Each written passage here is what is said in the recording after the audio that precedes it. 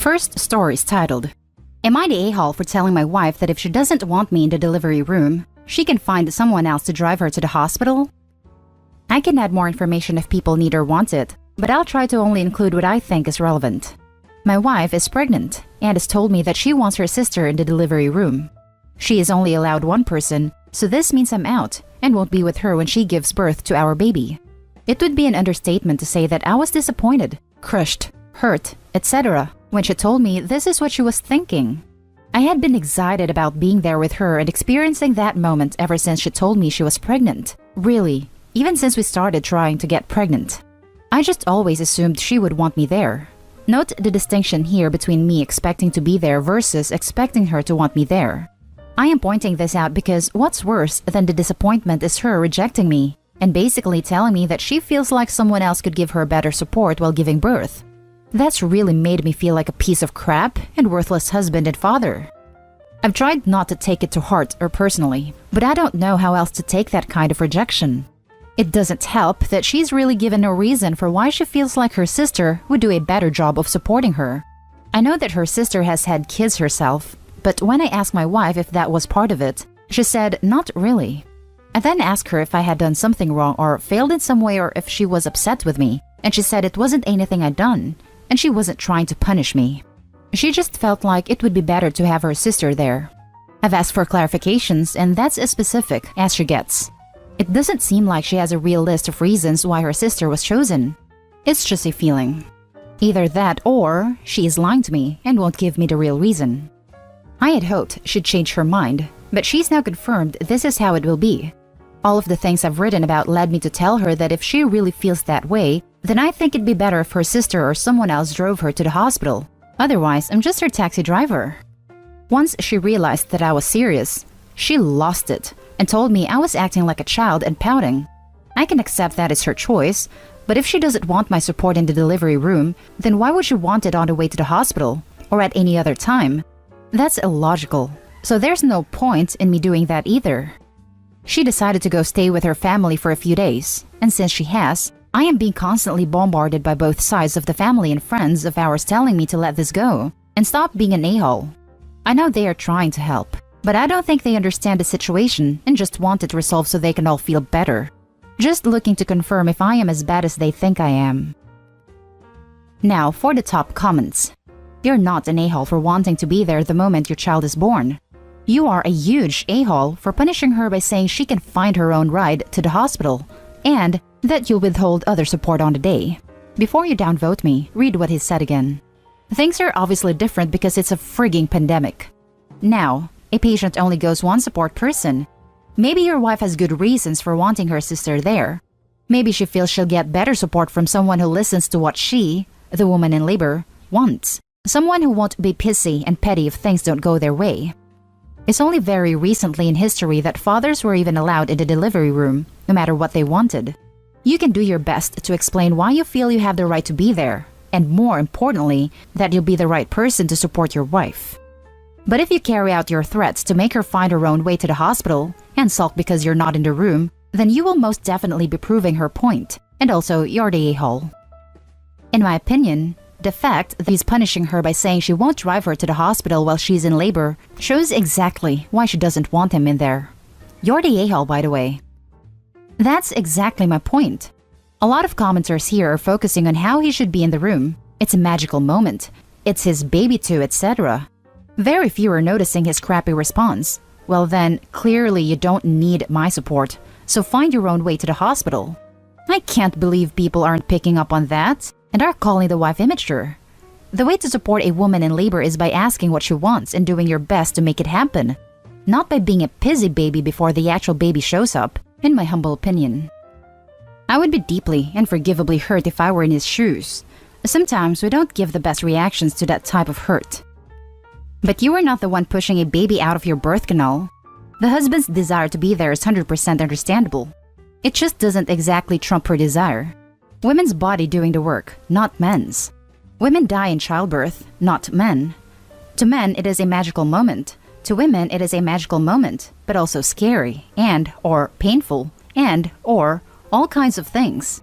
So why can't you let her make that decision after carefully explaining why you want to be there and how you feel?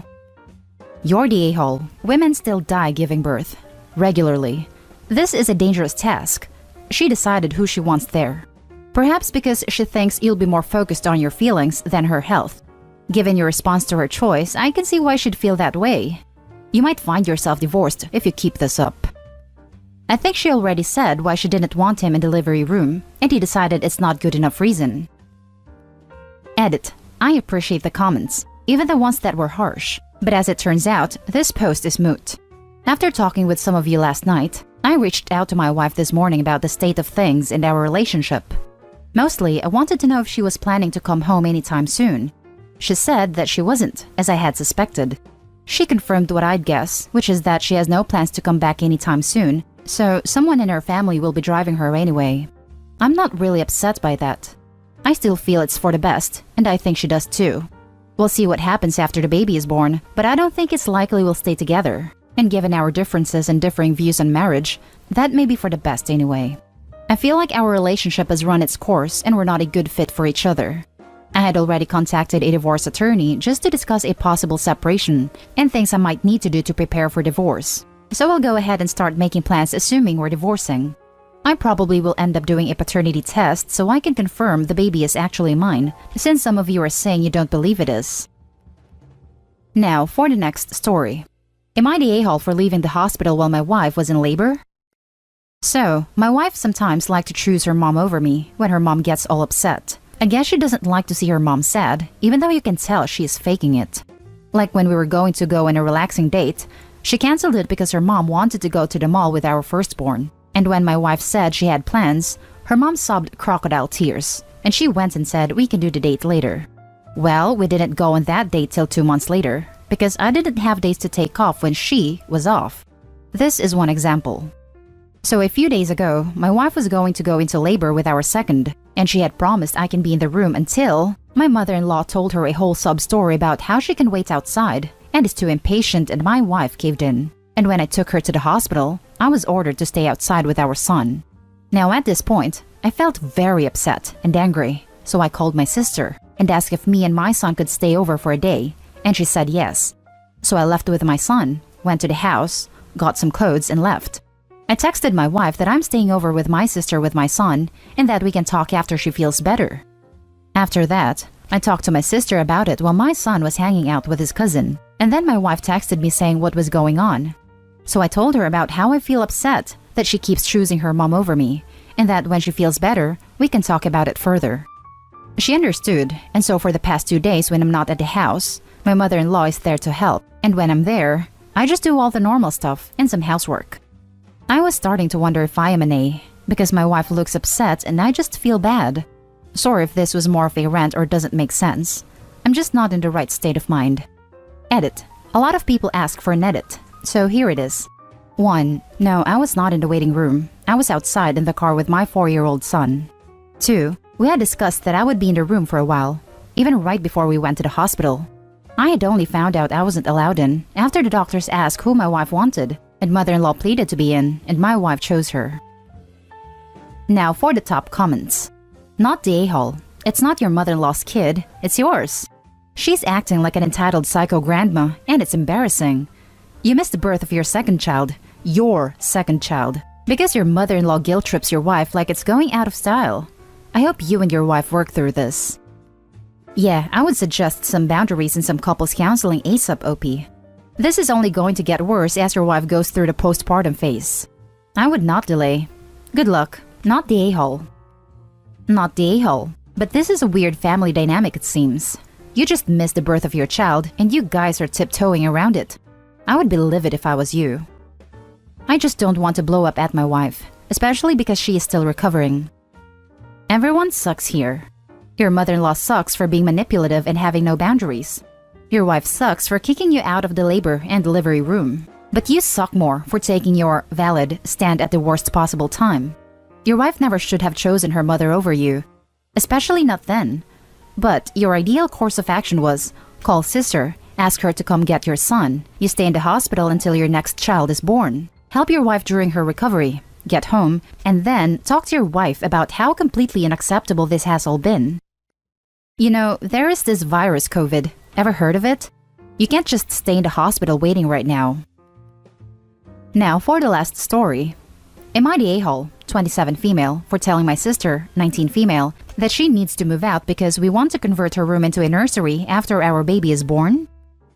My sister has been living in our condo for the last 2 years since it is located in the city and is only a 10-minute drive from our campus. My in-laws gifted us the condo when we got married and the mortgage is all paid off, so we never charge any rent. It only has 3 bedrooms and we use one for our home office, one for our bedroom, and let my sister stay in the third one. My husband and I decided that we were finally in a good enough financial situation this year to have a baby, and let my sister know that she needed to move out before the baby was born.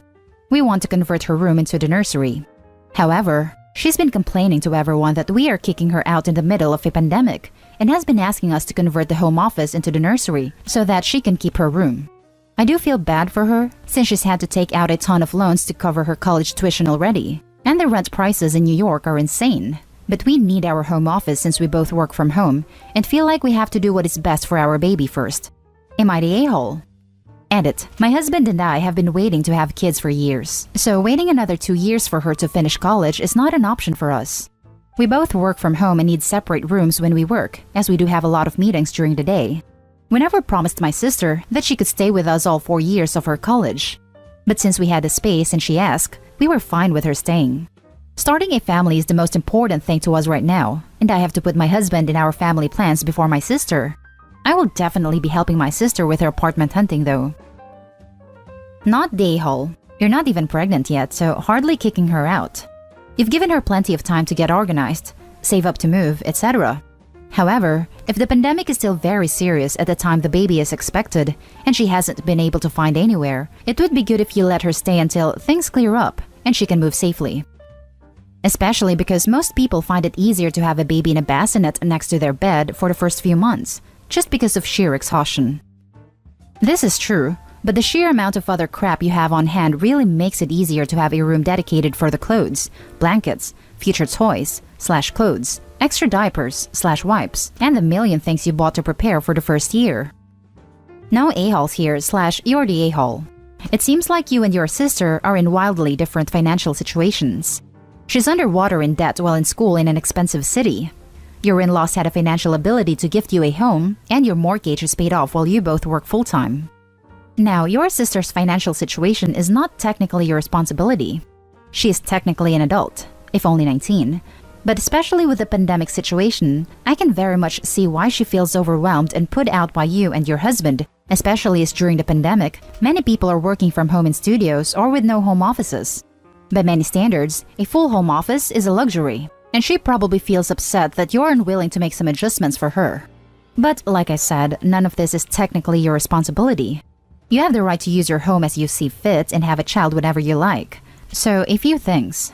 1. Did your sister assume she was welcome for all of college? If so, I can very much understand why she feels kicked out before she thought she would be.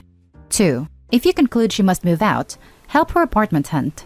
It's overwhelming anywhere, but especially in the city. Some guidance there would likely make her feel much more at ease. 3. If possible, can you gift or loan her money for a deposit and moving costs so she doesn't have to take out high-interest loans? Sure, she can take out more school loans or get a job on top of school to pay for rent. But there are so many upfront costs to moving, and she clearly can't afford it. Be aware that as a young person with limited credit history and a part-time job, she will likely not be approved for a huge number of apartments. 4. Like I said, you have zero responsibility to house her and you have already been generous. But for a moment, I would try to put yourself in her shoes. You and your husband really have it made and are quite lucky, and life is really hard for a lot of people right now. Many people are leaning on family and friends more than ever for help. 5. Your real sister who is in a really tough spot likely feels like you are prioritizing a non-existent baby over her. It is your apartment, but it is worth noting that having 3 bedrooms in the city is quite a luxury. You could be damaging your relationship and ensuring your sister gets much further into debt by having her move out mid-pandemic. And that's the end of this video, folks. As always, leave a comment and hit like and subscribe. And if you want more of this content, turn your notification on to get updated on the latest videos. And I'll catch you in the next one. Stay safe.